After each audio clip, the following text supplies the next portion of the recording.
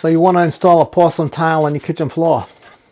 Are you sure you know what you need to do to get that done so that it won't fall apart, so it'll look good? In this video I'm going to talk about some of the things you need to do to make sure that the tile floor that you're installing is going to last and it's not going to fall apart and you're going to be happy with it. So before you go out and buy any tile, before you even think about buying tile, first you have to determine whether your floor is strong enough to support tile. And there are a couple of options here. It could either be a ceramic porcelain tile or a natural stone tile. There are two standards that you need to take into account. A natural stone tile, which would be marble, granite, slate, anything that you quarry out of a mountain. The floor has to be twice as stiff than it does for a man-made porcelain or ceramic tile. You need to determine your deflection. Then you need to see, once you know that the floor is going to be strong enough, then you need to see how flat or how out of level the floor is. And the bigger the tile, the flatter it has to be. Flat is the most important thing. Level isn't necessarily required, but you want it to be as flat as possible. You need to see how flat it is to determine if you're going to have to do any leveling, have to take out a dip out of the floor, or if you've got a crown, or you're going to have to. I'm not going to go into the specifics on how you do that. What I'm trying to get at here is to help you determine whether you can tile a floor or not, and how to come to a decision on what you need to do. So you determine that your floor is strong enough and it's flat enough. Once you know that, or you've corrected that, now you have to decide on an underlayment. There are several different kinds of underlayments that you can use, which include plywood, cement backer board, an uncoupling membrane. There's also liquid types of backer boards that you can use, Ardex in particular.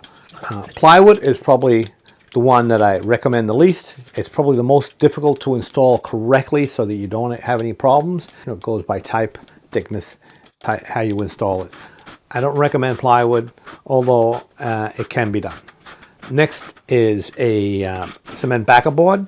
If you're going to install a cement backer board, install it according to the manufacturer's directions. That usually includes, actually always includes, installing it on a bed of thinset.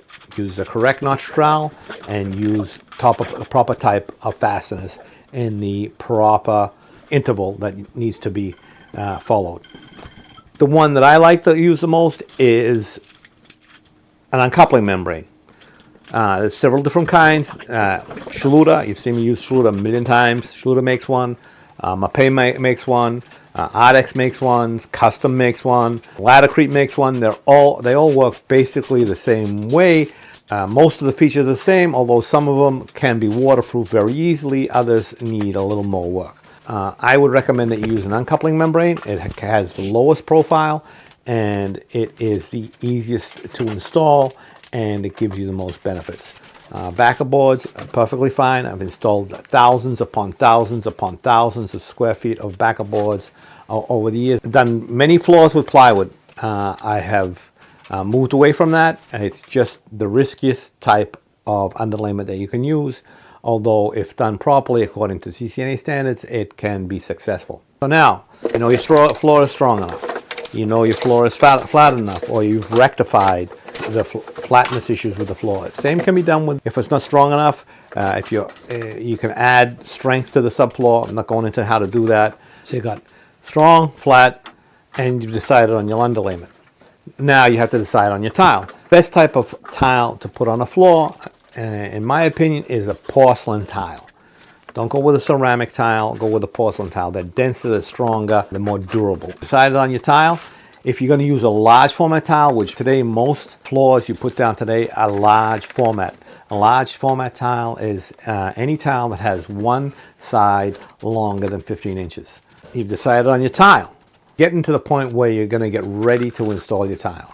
When you're installing your backer board or your underlayment to apply with subfloor, you need to make sure that you get the correct type of thin set or actually dry set mortar to install your product to your subfloor.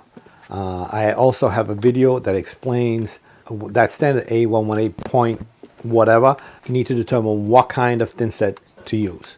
And also, if you've got a smaller tile or a tile which is not a large format tile, you can use a standard type thin set. I mean standard in the sense that it's not designed for a large format tile. So if you're getting a large format tile, you want to use a thin set that is designed for large format tile. What that means is that the thin set, the bond coat can be deeper because the tiles are bigger, so you need a bigger trowel.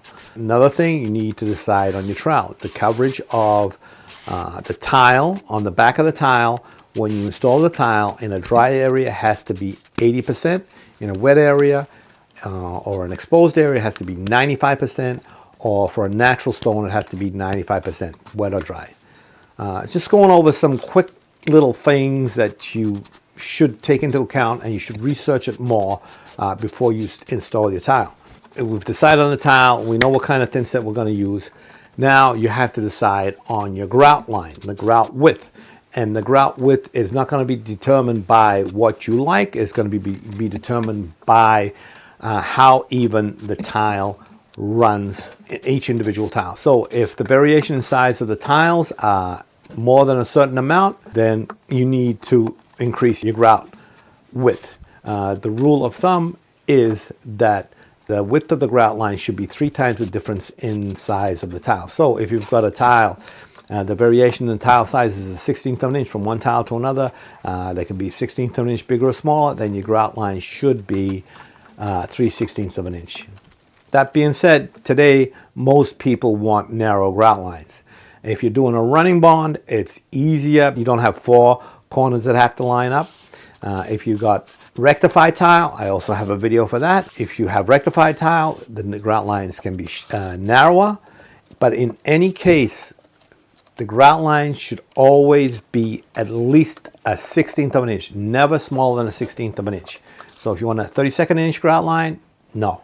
If you want to butt the tiles together, absolutely not. There are reasons for that. We'll go into that in another video. I'm just giving you an outline of some of the things that need to be done. So going back to your substrate, if you're going over concrete, for example, make sure that your concrete is porous, that the thin set would actually penetrate into the concrete and there's no bond inhibitors. When you're troweling out your thin set, you always want to do directional troweling. What that means is there's not going to be any swirls. The trowel lines are always going to go in one direction, preferably if you've got a plank tile or a longer tile, a tile that is longer on one side, preferably the trowel line should all go the short way. However, the most important thing is coverage. So even if you have to go the long way, sometimes you can't go the short way for whatever reason. The coverage and transfer is the most important thing. So you need to make sure you get the correct coverage on the tile. I still have much more to cover, and I'll do that in another video, part 2. Otherwise, this video is going to be like 3 hours long.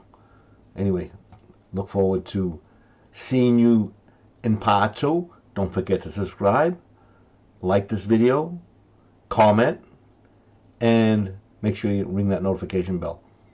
I really would appreciate if you did all those things. At least, very least, please, please, please like this video. Thanks a lot. And thanks for watching.